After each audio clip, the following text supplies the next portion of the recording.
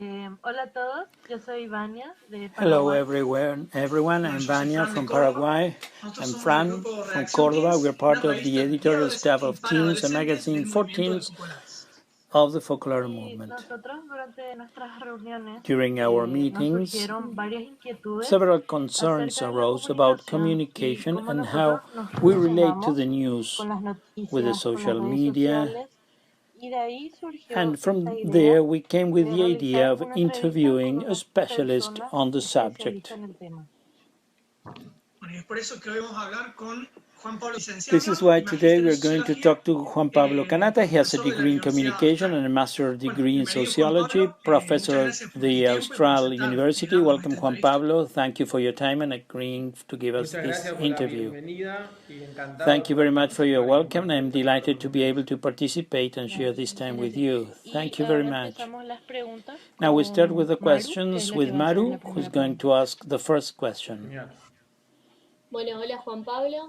Soy María Paula Laurino. Hi, Juan Pablo. I'm Maria Años, Paula soy de la Laurino. ciudad de I'm Buenos 16 Aires. years old. and I am from the city Hablando of con los Buenos Aires. chicos antes Talking with the sobre estas other preguntas que boys íbamos a and hacer, girls que íbamos a before tocar, preparing the uno de questions los that we temas were que going to se ask, cruzó más que what nada topics fue to el consumo approach. de noticias And one of para the chicos, topics that crossed our Cómo minds more en than medios anything de was the conception comunicación of como tabloid redes, journalism, how the televisión, media such as the social diarios, media and revistas, television, etcétera, radio, magazines, todo el tiempo vemos que all the time aumentan, we ¿no? see Ponen that they más increase, they put more énfasis en este emphasis on tipo de this type notas. of Y no es articles. culpa nada más de los And productores, it's not sino just también del fault of the receptor que sigue producers, but consumiendo also of esto, the ¿no? Como que receivers le damos that rating, entonces continue to compramos, consume pagamos this. We give por este tipo de rating, we buy información, them, we entre pay for comillas, se this podría type of decir. information between inverted commas. Queríamos We could say, preguntarles, no we sé, wanted to un ask you if you análisis have any sobre esto, ¿no? analysis ¿Por on qué crees this. que Why do you es think it is en la important for sociedad tan us as a importante para society to nosotros consume consumir this? esto? If Si there hay is algo que nos something that aporte contributes to y us, and nada, ¿por qué no se why is consume it that más noticias we do not de consume more news índole of solidaria, solidarity ¿no? nature, things that are done for O the buenos que others? hacen por el otro, más o menos por ese lado eran las preguntas. Around that, that's the idea. Great question. Well, the first thing to say about this issue is that it is not an issue of these days only. Do you know why yellow journalism is called like that? For there was a cartoon in some newspapers in the US at the beginning of the 20th century, was about a boy of Oriental origin who called him, which was called the Yellow Kid. That is why it is called yellow journalism, which is something that does not have a natural link with the theme, the spectacularization, we could say. But there has always been a press or news coverage that feeds the spirit of entertainment of the reader. Why is it read more or generates more interest? Because it is more entertaining. It's that basic. So probably the world of social media or the minute-by-minute rating that has been developed in the last 15 years has exacerbated the tendency to look for entertaining information, gossip, curiosities, the world of the entertainment, that in itself what it does is to fulfill a function of entertainment. In the 50s and 60s, there was a current of sociological study that was dedicated to analyzing what was the role of that media played in the society for people. There some obvious ones came out. They help us to stay updated on relevant information. They serve on what is called monitoring the environment. They serve to establish social values. For example, when they present some news in which they make an informative coverage on cases of corruption or crime, certain values are confirmed. And one of the functions that came out was entertainment. People partly consume news to entertain themselves, to disconnect. Let's say that good entertainment is more narrative news, more interesting, more humane, etc. And bad entertainment, spectacularization, what it does is connecting us with the lowest emotion. Can be with curiosity, typical news coverage, or curiosity for the intimacy of others, and it can also be highlighting the sexualization of people. There are things that generate a pool of interest, but that contribute very little from this point of view, human anthropological view. They are part of the dynamic of the system because there is an economic incentive, an incentive for attention that works within that. Perhaps this type of information does not help the citizen idea of being informed or knowing society better. And some complex issues of society that would be interesting for you to know with a certain quality to be able to live, for example, what you are very concerned about, social friendship, social understanding of the different groups that live in a plural society, etc., due to an informative coverage that is highly spectacularized, prejudices are simplified and promoted with respect to certain groups and behaviors. For example, a typical negative spectacularized journalism is one that reinforces social stereotypes when it comes to talking about crime. They emphasize and show especially, very typically, the union between crime and poverty. For example, it simplifies that and reinforces the prejudice that certain sectors may have towards the most vulnerable social groups and links it to the idea of criminality. But that coverage is typical of newscasts and now digital media coverage regarding insecurity and crime. And it generates, in addition to this lack of citizen spirit of information, which has a legitimacy, there is a journalism to be entertained, it generates that second effect, more negative and more worrying, and we must combat it, which is a coverage that reinforces prejudices in that morbid, dynamic way. So, in the face of this journalism, which might be called junk journalism, making an analogy with fast food, the great wave of reaction to this in the world of journalism is called slow journalism. A journalism that instead of stimulating the morbid, the tension of the moment, the shocking headlines that are very superficial and saturate you with information that lead you to this idea of infodemic or information saturation. It is a journalism that tries to approach the issues with a glance of two types. When there are topics to be understood, a useful explaining look, data journalism, citizen journalism, well done, where you need to know a topic from the citizen's point of view, and they offer you attractive information which helps you to really know the subject and enhance your role as a citizen. The other, perhaps more interesting as well, not when it has an explanatory and explaining function, but rather has a function of understanding the different social identities, the different reality. We live in a society in which there are many things that are different. What is different in general is stressful, sometimes scary, sometimes strange. And there is a type of journalism that allows you to get closer to the human dimension of those places in society that may seem strange to you. It's a journalism of compassion in the face of suffering, of social vulnerability, for example. In a crime, trying to understand beyond the the different vulnerabilities that are put into play in an attack, in a catastrophe, the same connect with the human factor. And from that place, see what are the attitudes, not only knowledge, but also attitudes, values, with which a better society is built. So, all that back and forth of harder topics that need explanation, or soft ones that promote social compassion or social friendship, invites us to overcome these more simplified and more effective coverage that in one case they reinforce stereotypes and drive you away from that empathy and that understanding of the different, and they do not help you to better understand the social reality in which we're living, and they do not enhance citizenship but rather ruin it or limit it.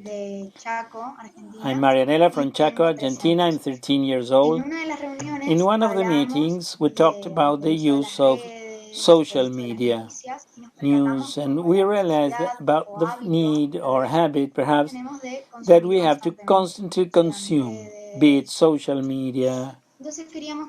So, we wanted to know your view about this constant consumption, because some advice perhaps you could give us to desist from this attitude. Indeed, very good. Thank you very much for your question. In recent years, there has been a growth in studies and in concern about this issue. Perhaps not to go online, but I can put this anecdote. One of Netflix top manager was once asked who was Netflix competition, and he said sleep. Notice an interesting approach. Netflix wants you to sleep less so that you can see more audiovisual content. Therefore, it is an enemy of your health.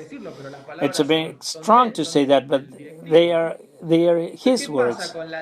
So what happens with the natural dynamics of social media, especially in the last 5-6 years, when the use of smartphones proliferated massively, and we came to have the social media incorporated in our corporeity? That it's like the telephone. There are people who declared about the use of their telephone, saying that when they do not have it on them, they feel that a hand, an arm, or part of the body is missing. That psychological sensation that we have are topics that are studied in communication and show the level of bond that one establishes with the media and the level of need that is being generated. So, on the other hand, from a psychological point of view, social media networks work in the following way. They are like the Coke or video games or pizza. In other words, in general, the more you eat, the more you want. It is a reinforcement dynamic that generates an effect of tolerance, so you always want more. What about goods like pizza or beer?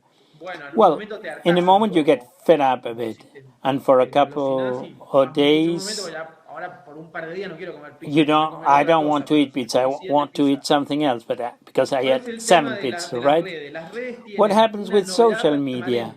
They have a permanent novelty. Pizza cannot offer you permanent innovation. In a moment you are saturated with pizza, but social media have a permanent innovation and generate like this spirit of anxiety, of curiosity to see what happens with the new update.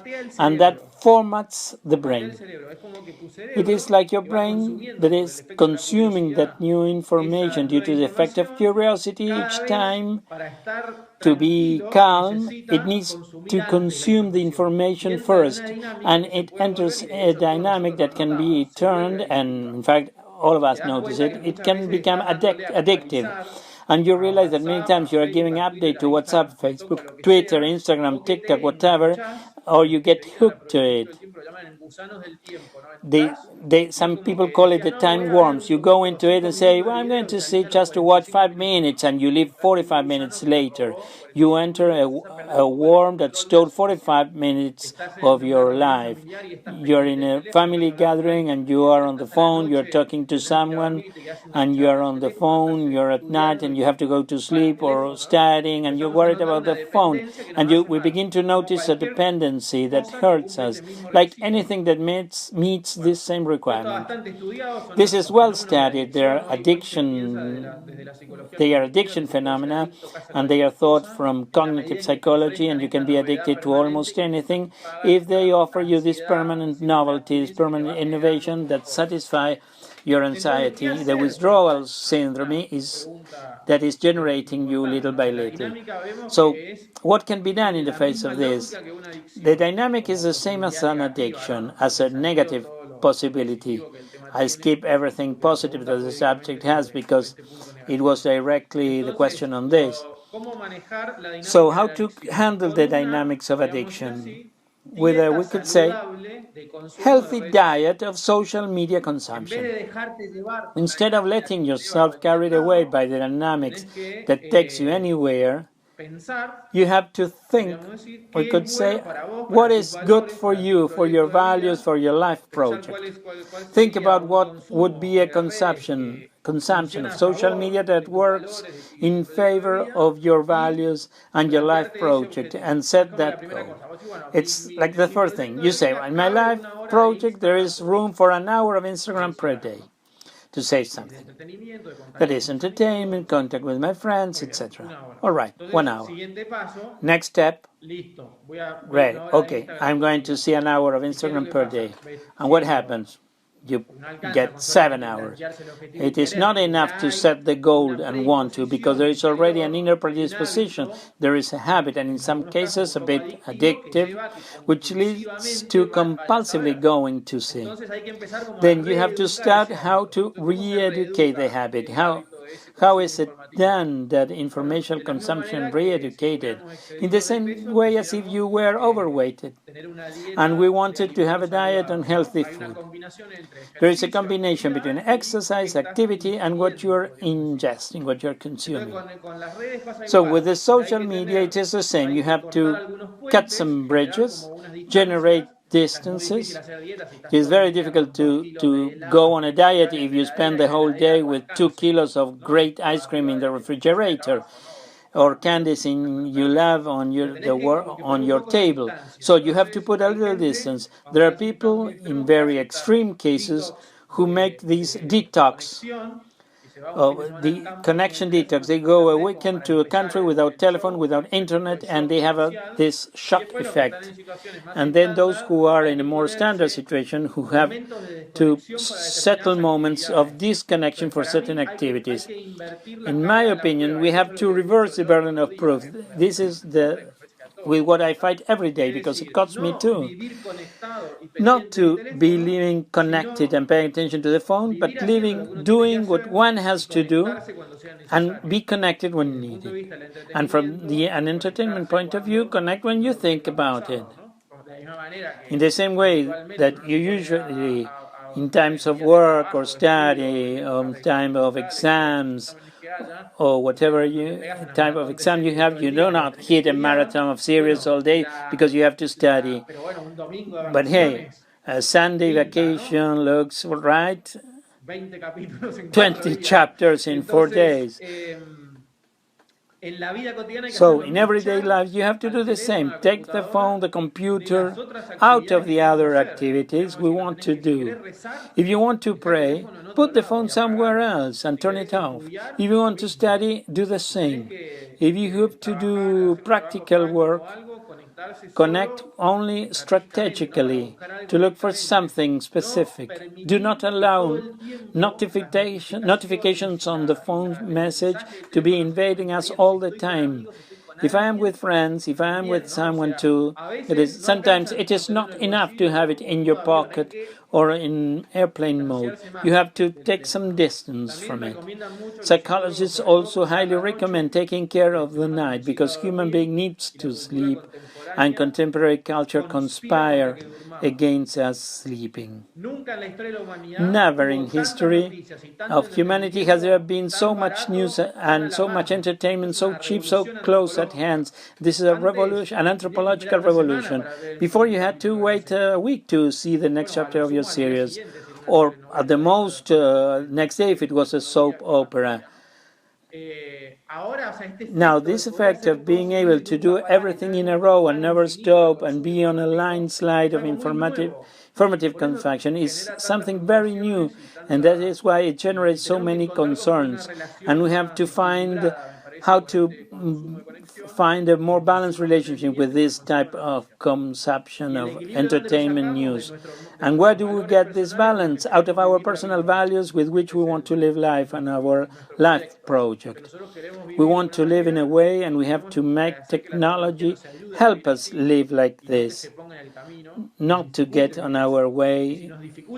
If it gets difficult, we have to intervene, and we know how difficult that might be. Hi Juan, I'm Valen, I'm 15 years old, I'm from Buenos Aires. Regarding the fake news we were talking among us, What is the reason why fake news go viral so much, so quickly? I mean, why don't we take time to check everything we send out? How can we help decrease this? And if you have any tips or ideas to check the veracity of the information, that would be very good. Excellent, very good question. Look, in general, there has been a lot of media myth about the so-called fake news, and there are academic studies on the subject. The analysis is being moderated a bit. It is seen in different shades, we could say. The first fact is that we could say that they are not so important in the sense that the elections of countries have not changed, nor have they generated Brexit, nor these things that sometimes in speeches, sometimes more, I don't know how to put it, with a great impact from the media or the social media. It shows that if the human being were so easy to manipulate and to make him or her change his or her mind, what is studied in general is that one tends to consume fake news or to spread because you love what the fake news say. That is why the incidence or influence it has is being discussed, because in general it is thought that the person who tends to consume and share fake news is a person that already believes what the news proposes. It is a kind of confirmation bias. That is, I want this to be true, and therefore I tend to believe that this is true, and it reaffirms what I think. I tend to want to spread it, as if saying I spread my vision of things in a dynamic of activism or impact, effect of curiosity, then I'm inclined to spread it. But it has been widely studied that people who spread this type of news the most and who consume it the most are the ones who have the strongest positions on the issues that they spread. So they spread what they are in favor of their positions, with their prejudices, their stereotypes, etc. That is why they tend not to check, to validate what they propose, because they are in favor of their own thinking. Notice that this is quite interesting. When you are very in favor of the news, because it hits in your stomach, not only the intellect. That is because you receive it well, or because it outrages you, or because it makes it makes a complaint that outrages you, and then you share, or because it presents in a very negative way another that for you is an enemy, or that for you does harm to the society, or because it shows something very strange. All those things are like internal alarm that you have to say, be careful, fake news alarm. So if you want to promote the dissemination of information and content that are of a quality type that helps society to live empathy, social friendship, we must be better informed in order to have better citizen participation. Every time we recognize that delight of information, that delight of inner activism about some news that we are sent, a light should be turned on and tell us, beware that your confirmation bias is kicking in. Then the news go to the stomach, and from the stomach goes to the forwarding of the head, and not by a more elaborate analysis process, slower, we could say, as the scholars call it, as the brain has two ways of functioning, one fast track and slow track. Everything that we work automatically, directly, calculations and intuitions, the fake news that we like, etc., we use the fast track that is lazier and saves us energy and confirms that we think our bias, everything. Then there is a slow way, which is more reflective and analytical. When we come across news that impact us in this way, we should have to give the warning and make the suggestion to say, go through the slow circuit, see if it crosses a couple of validation criteria of credibility, a search in Google, thinking about the values that one needs to transmit, go seeing if you really share all the values that the news has, and not only the one that is hitting you in the stomach. The indignation that is moving you normally is one of the value, but not all. It's a way of getting critical and responsible dissemination of information.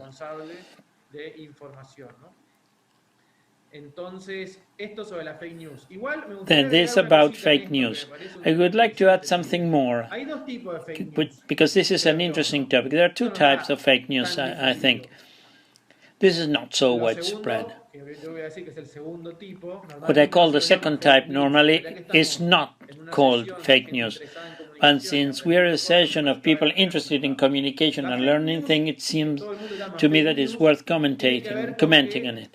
The fake news that everyone calls fake news had to do with falsifying data and things in general. That is, they tell you there was an attack carried out by Islamists in Sweden, a typical case of one spread by Trump.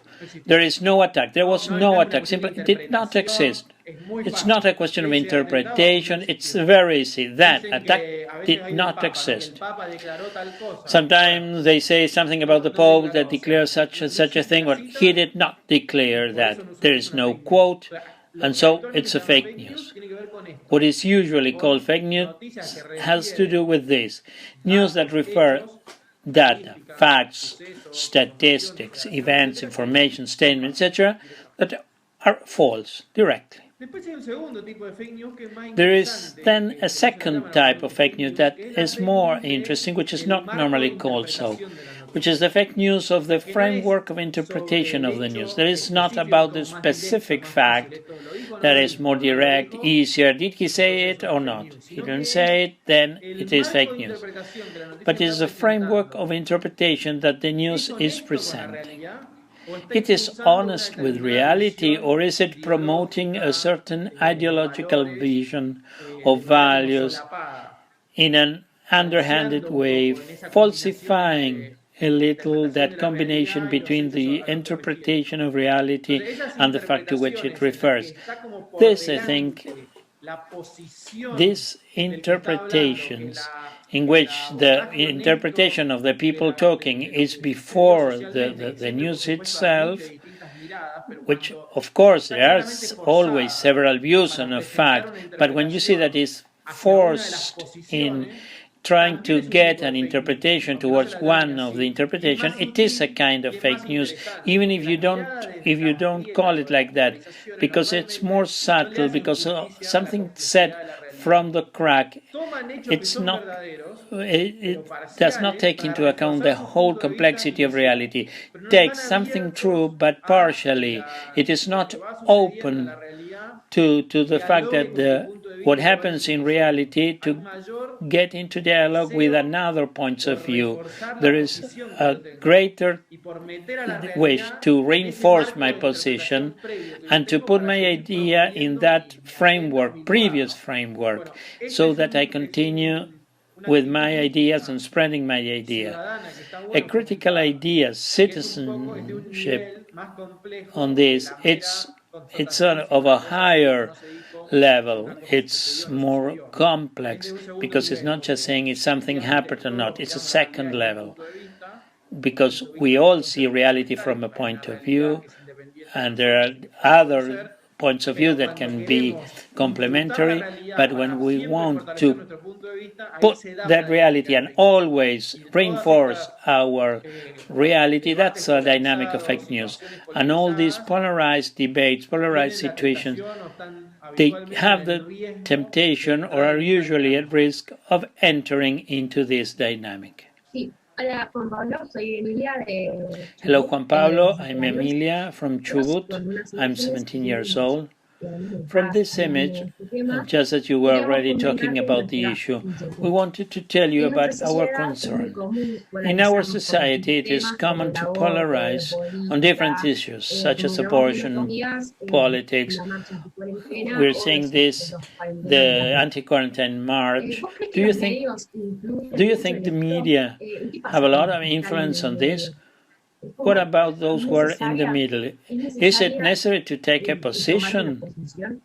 ¿Y qué consejos nos darías a nosotros como What comunicadores advice would para you ser give us as puente ante esto? communicators to become bridges in these cracks? Promueven posturas polarizadas Why does por dos media motivos. promote Uno, porque a polarized veces los positions? medios For two son reasons. parte One, because del interés sometimes are que part of están, it. sobre todo en They todos have los interests, especially in political issues. más vinculados a una de las They're posturas, more entonces linked to pueden one of the position, caer en esta dinámica de la and that polarización. is why they might get Otra por into motivos this ideológicos, dynamics of o polarization. sea, Another o one sea, could primero be por for interés, ideological después reasons, por motivos that is, ideológicos. Las dos first for cosas que interest, podemos another mezclar for en ideological una reasons, the cobertura two things that can mobilize polarized Y coverage, la tercera polarized cosa from es the que la media. polarización And the vende. O third sea, esta es una thing cosa is más de that la polarization dinámica. O sea, las sells. coberturas polarizadas This is more justamente son about efectivas, dynamics. The polarized son coverage potentes, creates son effects, atractivas they are desde el punto de vista powerful, they de are la lucha, attractive porque from some point of hay view because it adjetivos is a potentes struggle, que la gente they are grita, powerful, there are incluso powerful estimula el adjectives, consumo. Entonces, people shout generar and una cobertura stimulate consumption. polarizada So in genera más general, clics, genera más rating. polarized La coverage polarización tiene como un generates atractivo. more Lo rating, mismo more nos damos clicks. cuenta. It's kind of attractive. We Te realize para of leer, that para seguir, cuando ves esa cosa because impactante, cuando ves you que se tend empiezan a to pelear, read se puede that, pensar to un see poco. that it is Entonces, eso desde el punto de attractive. vista de los medios. O sea, la realidad es que los That medios from the tienen un incentivo media grande point al of view. rating, a los clics, The reality is that a media have a vender, great incentive y in este tipo de rating, dinámicas clicks to sociales sell, and this type of social alimentan la dynamic venta. fuels Lo sales. segundo es la The polarización second se is basa en una gran that falsedad. polarization is Una based gran on a falsedad. great Es que existen falsehood, dos posiciones great frente a los falsehood, otros. which is Y por eso that se there are two polariza la dinámica. positions Y entonces on parece the como que issues, and that hay is why dos opciones, dynamics are para el lado derecho, polarized. para el And lado then it seems izquierdo. that there are two Y entonces options, el green mundo se divide en handkerchief or dos, light los blue buenos son los handkerchief. buenos, And then the world los is otros son divided los in two, malos, mine are the otros good serían ones, the los other que are the bad existieran ones. para que la It would sociedad be sea best that mejor. the other did not Y exist, so that los our otros society tienen could un be better. financiamiento And the other enorme, always siempre have de enormous fuentes funding discutibles, from son muy debatable poderosos sources, y están and they are very ganando y nosotros powerful, somos and they are pocos, winning, and we are tenemos muy few, buena we voluntad, have somos goodwill, víctimas y tenemos we que are defender los victims, valores de la and we humanidad have to porque si no defend todo va the a la values pobreza. of humanity ¿Qué because es lo otherwise interesante de everything esta goes to the descripción que yo acabo de apocalypse. hacer? Que si What uno is interesting estudia, about this ve description que that I siempre just las made, dos partes de that if las one studies, grietas one dicen can lo see mismo that the two respecto de parts la of the otra. crack Es muy always say the interesante, se same about llama the other. It's very demonización interesting. epistemológica. It's called Uno lo mirror estudia este demonization, tipo de dinámica. the name ¿Cuál given es la to it falsedad? by Hay those who una have doble studied these falsedad. La types of primera es que la dynamics. sociedad se divide en The dos, double o sea falsehood que is digamos, that estamos todos en un grupo, first is una that línea, society is todos en divided otro into two. grupo, That is, let's y en say realidad no existe we eso. are Lo que all hay in es one group, one line, and all the una other on the other group. una, It unos is efectos que that son does como not un exist. degradé que se va dando, ¿no? It's kind Y que of por a lo shade tanto cada off una de las posiciones no that está takes place. compuesta por So una gente unívoca, each un calco, una position is not fotocopia de only la taken by postura. only one Y el kind of efecto people, a de esa copy, polarización los photocopy of hace the quedar de un position. lado o del The otro. fact Por is eso es that the como la primera polarization falsedad. Y la makes them segunda look like falsedad es being on que one side or the other. parecen que dividen The la other sociedad, pero no tienen en falsehood cuenta un único is that criterio. they seem to Se divide empieza a society, but romper they la take into polarización. account a single Y esto criterion. es The muy polarization is interesante, beginning to porque break. toda esta visión And this is negativa del very otro que se interesting genera, because en all this realidad, negative vision of the other that is es una generating is artificialidad. actually ¿Cómo se combate la artificial. polarización? How do you combat Se polarization? combaten They are pensando fought en que vos le by tenés que hablar thinking that you have to al tipo talk o a la chica to que the quedó del guy or otro the lado de la girl polarización. who was on the other side of Entonces, the ¿qué es lo que hay que polarization. tratar de hacer? Hay que tratar de que a So, estas what do you personas have to do?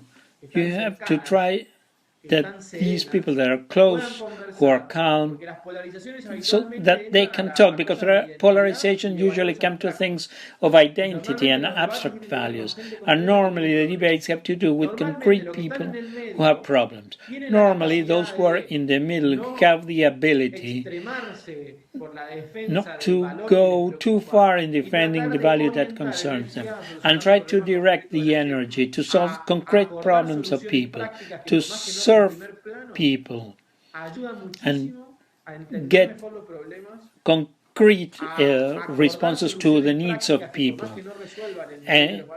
And they may not solve the problem, the tensions from one day to the other, but they help us work together and improve the lives of others. This dynamic totally breaks the idea of polarization for two things. One, because it projects good intentions to the other, and because it is willing to seek consensus between the things that have dissent, and to work together to solve the problems and serve real people.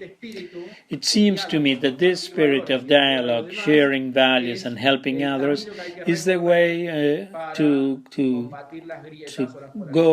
combat the cracks of polarization. Hi Juan, I am Juani Clariana from Capital Federal, and I wanted to ask you about a question about a dilemma that is generated to me and perhaps to others when searching diversity and being able to discuss difference, to be able to debate. What criteria can we have within these polarizations, within this gap? Sit down to debate differences, to have a fruitful conversation, something like that. What does depend on you is to break with that mutual disqualification that does depend on you, because the other can do it to you, but you do not disqualify him. Now, it is very Christian to break with these dynamics. It is a fundamental gospel value that helps enormously to cut off spirals of violence. That someone say it's not an eye for an eye, a tooth for a tooth. I'm going to let the second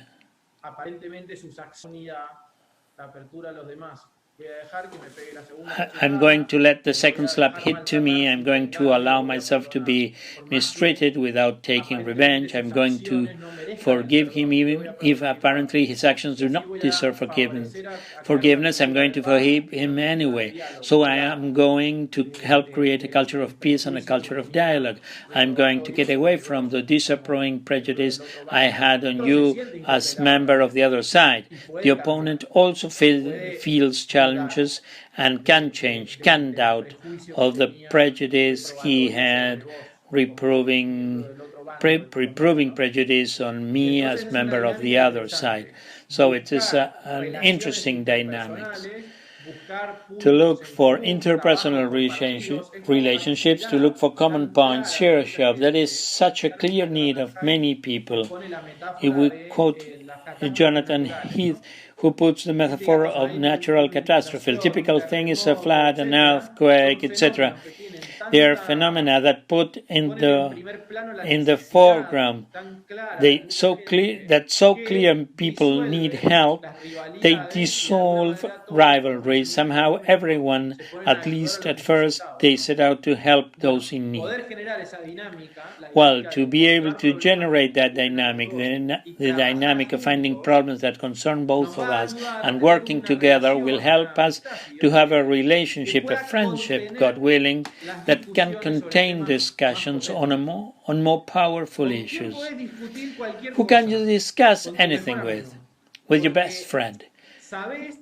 Because you know that friendship contains the discussion, and you can be emphatic, you can defend with strength your position, but since you are in the context of friendship, the other knows that you are a good person, that you are doing that with honesty, and it's also comfortable to do the same. Then the relationships of friendship or of mutual respect or mutual appreciation, friendship from the most intense to the most communal friendship, we could say, help favor the possibility of having a dialogue on issues in which we disagree without breaking the relationship. That would be the point. The more you disagree and the more important the issue is, the stronger the friendship framework that contained has to be. Therefore, a path, because this is a path, it's not a result. A path is when you see great differences, to invest in the relationship first. And the relationship will allow you to expand the agenda of conversation, we could say. Then there is last step that can be taken, which is, because now what we have said is you have to open yourself to the other perhaps has not opened to you, but you cut the spiral of violence.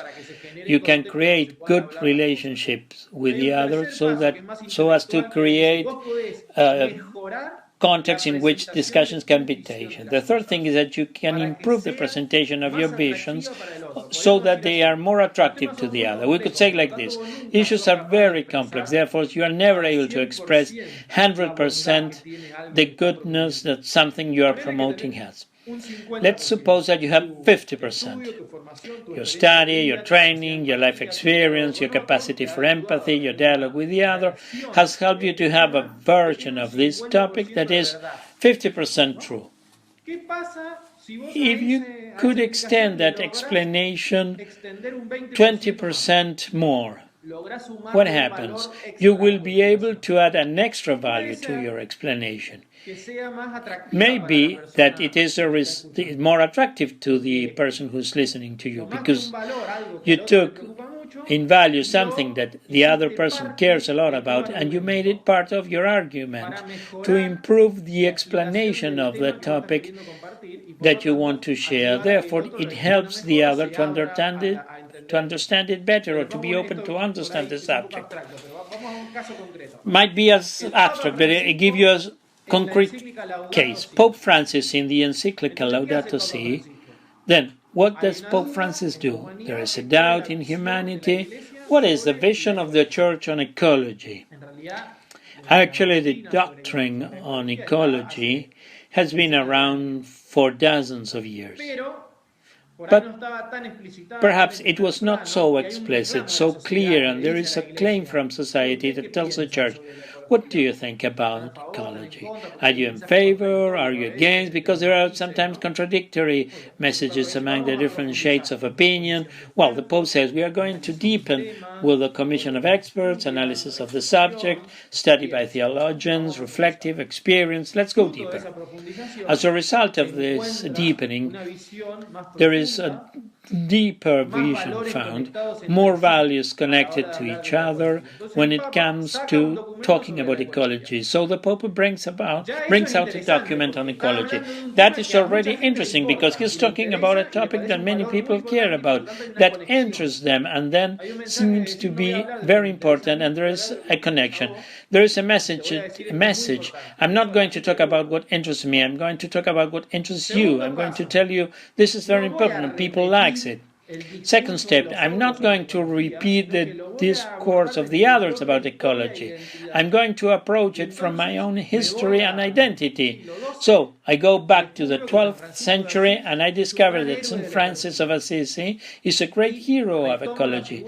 And I take his figure, the figure of St. Francis of Assisi, his song to creatures, where he treats the earth, the moon, the animals like brothers and sisters. He has a fraternal, family relationship with the creation.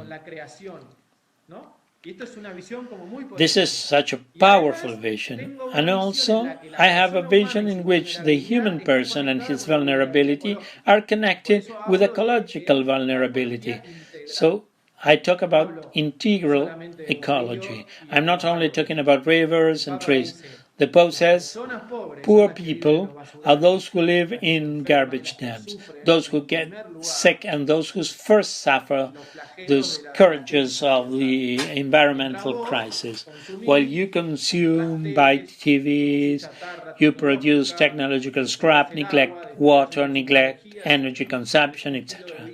You have a lifestyle that generates discards, generating a society that is unsustainable and that generates marginalities of poverty and ecology and human exclusion.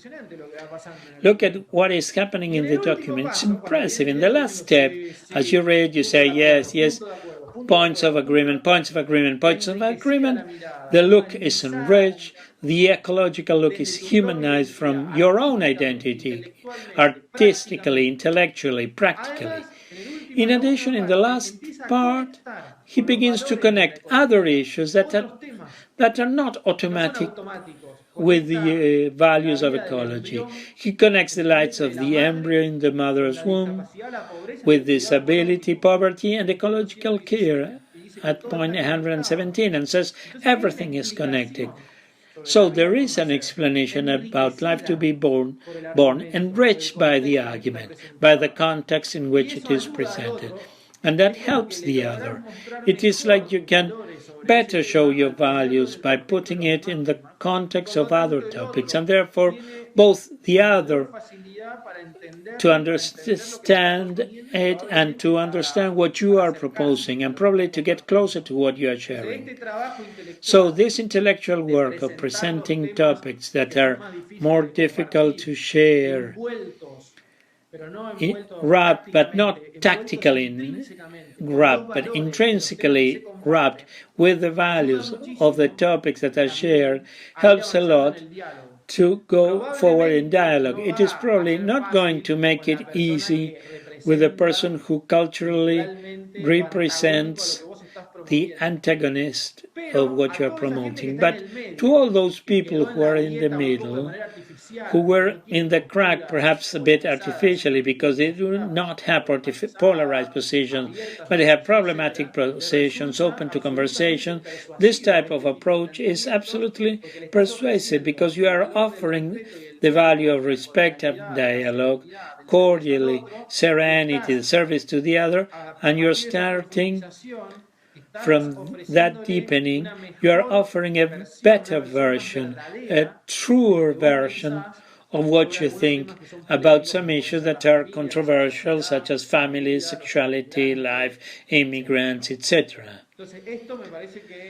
This seems to me to be a job which is part of the communicators, part of the intellectuals, of the different pastoral agents, to be permanently trying to deepen and to be connected to more values, to get to enrich the communications that are more controversial, and facilitate in this way that our listener can open and see new shades, new light in what we want to share. There is always a win-win dynamic. The great difference between dialogue and polarization is that in polarization one wins and the other loses. In extreme polarization one is affirmed and the other is totally cancelled, and in dialogue both win. This is the spirit. The two win, the two walk together, and both go from the things they have in common, coming closer on the difference, and they can probably reach a shared destination. Kind of two models of society, positive spiral and a spiral that unfortunately ends in dynamics of verbal or physical violence and exclusion and conflict. How to stop all this pressure that society puts on us? You have to take a position, you have to polarize yourself, and the other is wrong, and all these things. How can we try to stop when one is in the middle of a fire, let's say, when discussion is on the surface, and what concrete resources to say, well, am I trying to generate dialogue? Well, we have two levels of the problems. One is in the upper level, which is the level of politics, approval or not of a law. At that level is to intervene with professionalism.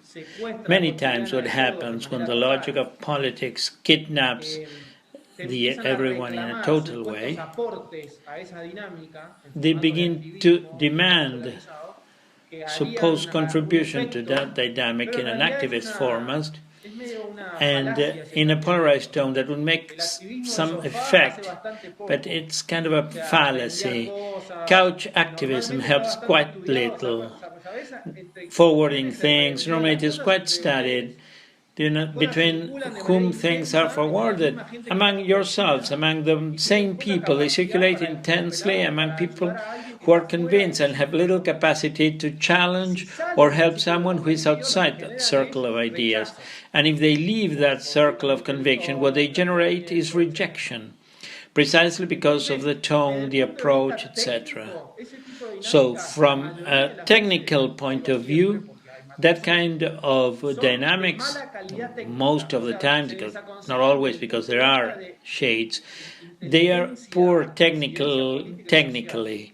They are discouraged from the point of view of intelligence or political or social incidents. And normally those battles that are raised as all or nothing are a result of a longer process. Therefore, what is being resolved are small things in the regulation, perhaps a little more here or there, but that is nourished by roots that are longer and on which we must work in a long-term way. Because if somehow we end up losing the configuration of law, it is because before the heart and vision of the world of the people were lost. Because the current political system normally what it does is to put things inside. Sometimes they speed up a bit, very rare that there comes something that is, between inverted commas, manipulated by the political elite. It does not work that way. So at that level of professionalism and serious dedication, do not try to ease your conscience, think that you do something because you flip a brochure, pay something in a family group, put some likes on Facebook, and you feel the great promoter of justice and values. The truth is that what you did there is to allow yourself to polarize, to let your indignant stomach hijack your hands and your brain have a very negative view of the others, and not to have made great contribution, because probably all those were messages that reached people who already share them. And when they reach someone who does not share it, they confirm their rejection of your possession, because they're not very interesting, they're usually quite violent, etc. Okay. So what happens at the next level? Your everyday reality, your classmates from school, faculty, family, your neighborhood, your club, etc. What happens there? Well, there is your real sphere of influence. You have real relationships with people who love you, value you, with whom you can have an interesting conversation. So what can happen there? That you let the logic of social media and logic polarized politics enter your daily relationships and break them, and breaks your ability to help others.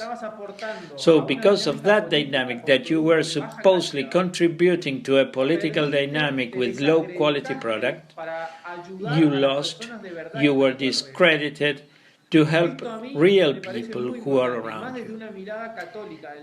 This seems to me very important, precisely from a Catholic point of view of the issue, in which openness to the problems of the other is a priority. I always say you have to talk about certain issues in such a way that if there is someone who is troubled, who has doubts, they feel close and want to talk to you about it. What does that imply? That you speak with respect, that you not disqualify the position of the other. There is a shade in the understanding of the issue.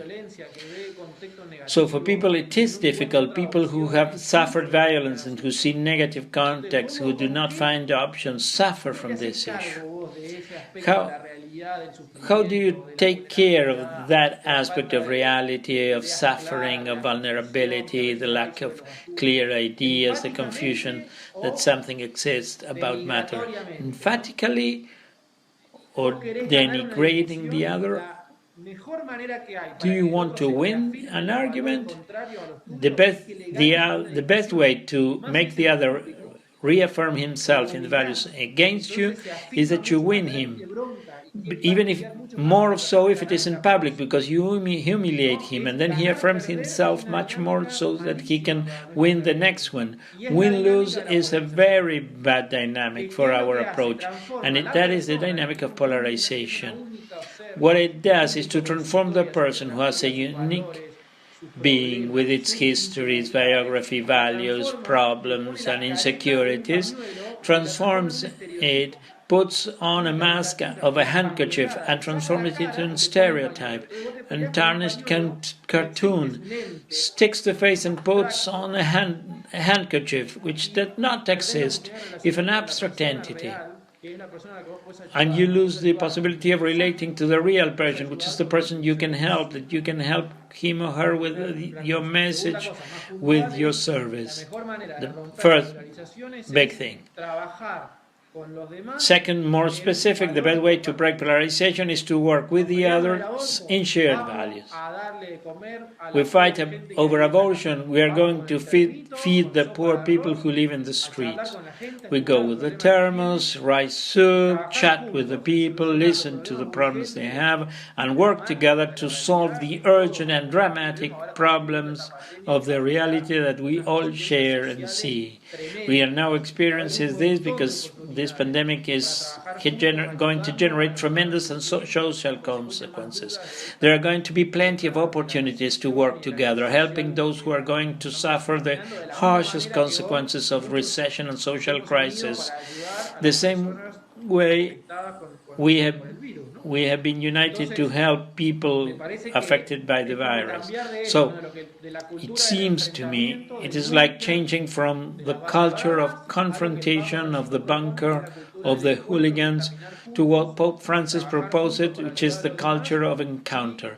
Walking together, working together to help others, generating conditions to open ourselves to the values of the other, to be able to share what we have in our hearts. And if we know what we have to offer is good for us, for the others, probably on that inclined plane, in that graduality, we can share it and we can help others to have a deeper look, richer, more interesting on all the great topics that are debated. Hola Juan, soy Rosario Blanco. Hi Juan, I'm Rosario Blanco. I live in Buenos Aires. I'm 14 years old. And I wanted to ask you about TikTok. I usually use this application to entertain myself when I'm bored. And this last time it appeared as a non-safe platform and it generated concerns. Reading the news, we learned that you're facing problems all over the world. It is facing problems all over the world due to privacy and security issues. We wanted to know, what would you do in our place? Would you close the accounts? Would you go on? Are there any protection measures we can take? I have another question that is in line with this. That comes with the phenomena of conspiracy. Things like Illuminati, flat earth, anti-vaccines, and these things. My question is, why do these types of ideas gain more and more force, more now with social media? What makes them so attractive? What role media play in these questions? Very good. Tremendous question too. Hola Juan, soy Sofía. Hi Juan, I'm Sofia, I'm 17 years old, I'm from Tierra del Fuego, Argentina, and my question is related to the fact that we also wanted to know a little more about you and your career. We wanted to know how you started, how you felt your call to your profession, how were your first steps in the media. Appeal for each of you. Let's see, TikTok. Indeed, there is now a debate on the issue of security. There are usually discussions on the issue of data security in new successful applications, because basically in internet what is free is not actually free. They give you something for free because you give them your data, your attention. These are the two things you give to the internet all the time: your attention and your data. Very well. Then there are different views on the subject. In general, there is a trend that is beginning to promote much more security and data awareness, to make more care, to take more care of privacy. In Argentina, there is not so much sensitivity on this issue.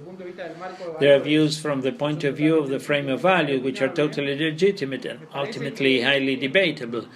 It seems seems to me that at the current level, if TikTok is taking some data that is inappropriate, the level of exposure it is having is going to lead it to reforming its data policy, and that the experts are going to be controlling themselves and the dynamics of the system when something, for example, so fast it promotes improvement to reach normal quality and standard.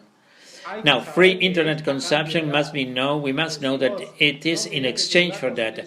If you don't want your data to be circulating around the world, you can't use free things. This is the first point. Then you can say, well, I don't have a curse because my data circulates a lot. Well, all right. This might also be true. So if that is the case, no problem. If you have that vision of the subject of data. I would worry more about the issue of not coming into contact with strangers on the internet, especially in the teenage world, especially if weird things appear. It seems to me that today it's more important that the issues of grooming, harassment in social media dynamics, photo aggression, strange chats, Facebook contacts, false profiles that are created to try to enter these.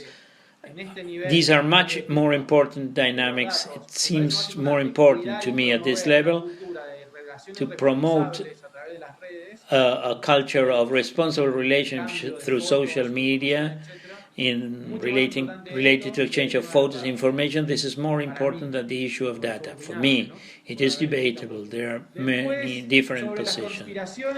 Then, about conspiracies, this is one of the subjects that I study at university. So, flat earth believers, anti-vaccines.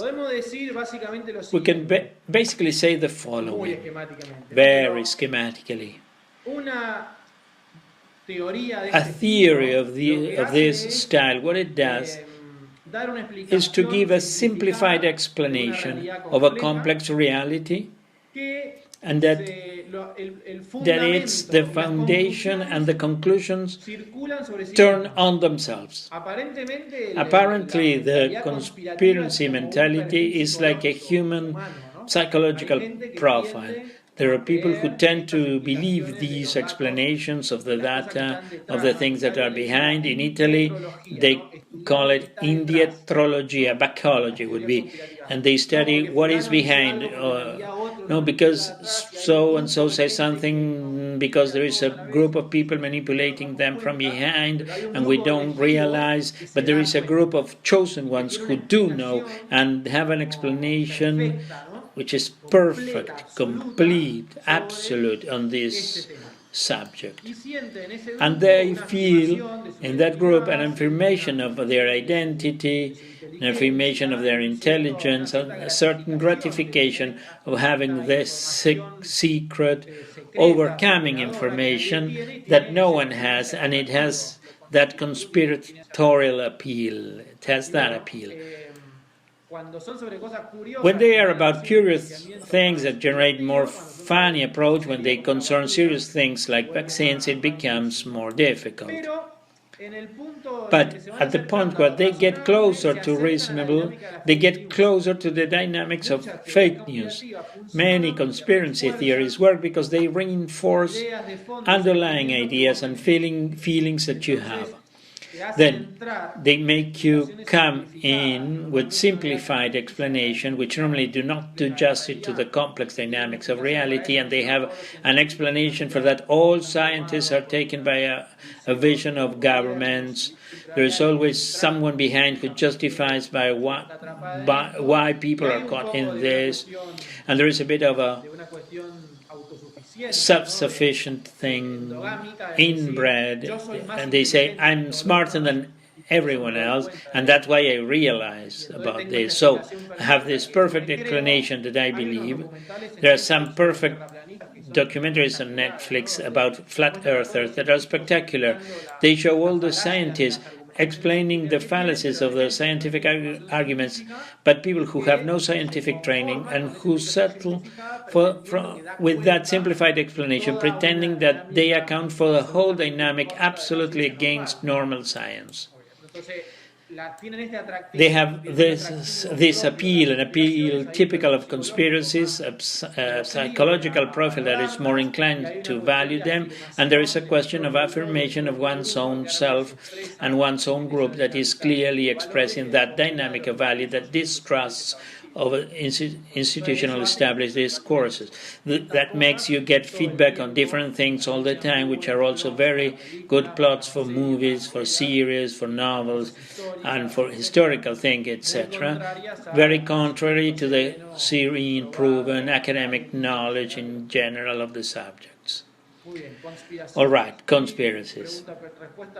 An answer to the personal question, briefly.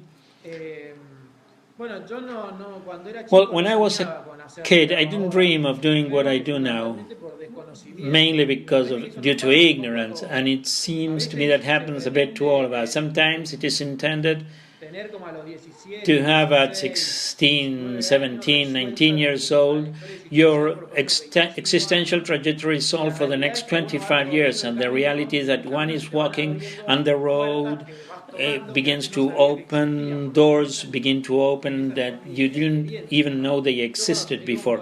At least that was my experience. I went to a school in Mendoza that was very oriented to economics and accounting, and in third year of school we were all going to become accountants except doctors, sons. As you get to know more things, others emerge. And then I decided to study communications because I liked history and I liked economics, which were subjects that I had at school, and I saw that they were something important in the career. When I went to college and I found reality, not my idea, I wanted to be an economic journalist because it seemed to me that sport journalist I want to be, but then it seemed to me that it was not serious. It seemed more like a hobby. It turns out that you arrive at university and begin to know the reality of the career, not what you imagined. I found new worlds, new knowledge, sociology, literature given in a totally different way as I had had in school that it had dazzled me. Then I found myself in second year of my career. And what I liked the most was not the old thing. I also liked that, but what I liked most, and then the career progressed in a permanent discovery because it is not such a canonical career. And then if you're not in a family or context of journalists, you do not know much. Later, when I finished college, I wanted to do political journalism. I did a few things. I wrote for some magazines, some companies, and a year and a half later, I was offered to cooperate with the Opioids communication projects in the Argentina, Paraguay, and Bolivia. And in the context that the Da Vinci Code film was being released, and it put many things about the church and specifically of the Opus Dei on the cover of all the newspaper. It was an amazing work process, and that marked me a lot. Marked my learning, my approach to certain issues. And later I found these great debates that were taking place in society and with the faculty as a field of work as well. The day I graduated, I went to the student office to get my grades, the documents that they give you, the analytical with all the grades, to take it to the dean's office to get accredited. Sometimes it was called in those days a graduate assistant. It is the least level you can be in the university environment. And also I had a tour that I made a way there that it made me specialize in the great debates and values and crisis of communication, which is a bit what I study and teach in college, and also what has led me to advise initiatives, educational process, Catholic institution, almost in 15 countries, that 10 years ago I would have never dreamed either that I was going to visit so many countries, that I was going to be able to work for so many different places. So that's it. You, with a lot of energy, enthusiasm, putting forward, going forward, making friends, you study and everything goes on and many doors begin to open and you live a kind of adventure. That is my experience. I am lucky and I work in something that I love. Not everyone is lucky enough to do so, and I have found both at university and in other fields of work spectacular teams that make you grow all the time, friends in different countries, which is something that you have the possibility of having, and that is very enriching. And from that place I was able to contribute with what I have been able to learn and the experiences, larger projects that I would have ever imagined, such as, example, the video of the Pope. It is a global project which is in I don't know how many countries, in different languages, has been going on for several years, and I know it since it was a crazy idea. And when the company presented that project to the Holy See, who has been directing the project for 5 years, and I was part of that team, and having helped university, dioceses, Episcopal conferences, so training people to improve communication and culture of the encountering Christian values in a course line that has had hundreds and hundreds of registrations from 20 countries. There are things that are ideas at first, and then life allows you, together with other people, to collaborate, to work together with things that are much bigger than you, but they allow you that someone has known you, and we can have this chat, and perhaps it has been enriching for you, and it has been enriching for me. I have learned a lot from the questions that you have ask me, have you prepared a session? And this is a permanent path. Sometimes it seems that you're going to get tired of some projects, but what happens to me at least is that a new project always arises in which you can put all your energy. And if you talk about evangelization issue, that commits you 100%, because you, all your life, everything you do in some way, according to what you are, you can channel it in that and put it at the service of the noblest cause and service of the people most in need. And well, that's why I say that it's lucky. It's been lucky for me. I appreciate and thank it every day to be able to dedicate myself to what I do, and also to be able to help others from what I do, from what I know how to do, and what I like to do. That is about my personal question. Again, Juan, we thank you that you have been able to be with us today, for answering all our concerns that we were having. Thank you very much for the invitation. The truth is that it was all very interesting. We could have gone on for hours, but we have to give it an end. Thank you very much, and good night, everyone. Have a good night.